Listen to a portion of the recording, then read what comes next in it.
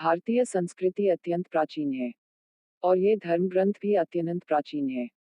हम यह कैसे कह सकते कि इन धर्म ग्रंथों के उद्भव के समय अमेरिका और इंग्लैंड की भौगोलिक और सांस्कृतिक स्थिति आज के जैसी थी?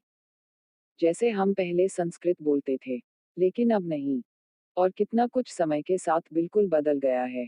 पहले पाकिस्तान नहीं था, रूस यूएसएसआर का हिस्सा था। ये परिवर्तन तो आज के इस छोटे से समय के उदाहरण हैं। और कहाँ हम हमारे प्राचीन ग्रंथों में अमेरिका और इंग्लैंड को ढूंढ रहे हैं? आप तो सिर्फ इंग्लैंड और अमेरिका की बात कर रहे हैं। हमारे धर्म ग्रंथों के अनुसार ये पृथ्वी कुछ भी नहीं ऐसी अनंत सृष्टियां ब्रह्मांड में मौजूद है जहां जीवन है। वेदों के अनुसार जिस व्यापक में यह जगत ब्रह्मांड सृष्टि उत्पत्ति स्थिति और प्रलय को प्राप्त होता है वह परमात्मा है।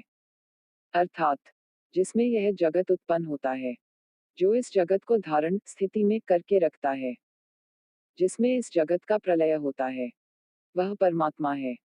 परमात्मा इस जगत का सूक्ष्मतम पदार्थ है और चेतन भी। जैसे आत्मा भी चेतन होने की वजह से करता है और शरीर और मन दोनों जड़ पदार्थ के माध्यम से कर्म करती है, उसी प्रकार परमात्मा भी चेतन होने की वजह से करता भी है। मनुष्य शरीर का सीमित आकार होने की वजह से आत्मा का ज्ञान भी सीमित है। परमात्मा सूक्ष्म होने के कारण व्यापक है और सीमित ज्ञान वाले मनुष्य के लिए अनंत लगता है। उसका ज्ञान भी सीमित ज्ञान वाले मनुष्य को अनंत लगता है। परमात्मा अपने अनंत ज्ञान से तीन कार्य करने में आनंदित रहता है या व्यस्त रहता है, परंतु कर्मों के फल से विमुक्त है। ये तीन कार्य हैं: जगत की उत्पत्ति, जगत का धारण, जगत का प्रलय। अब प्रश्न का उत्तर देता हूँ।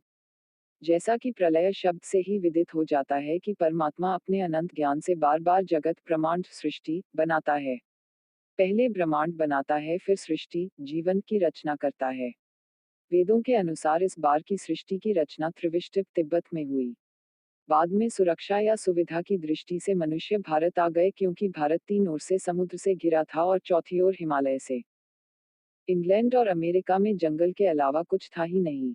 अमेरिका की खोज तो सन 1492 में 527 साल पहले हुई। ये कोलंबस है जब वह पहली बार अमेरिका पहुंचा था।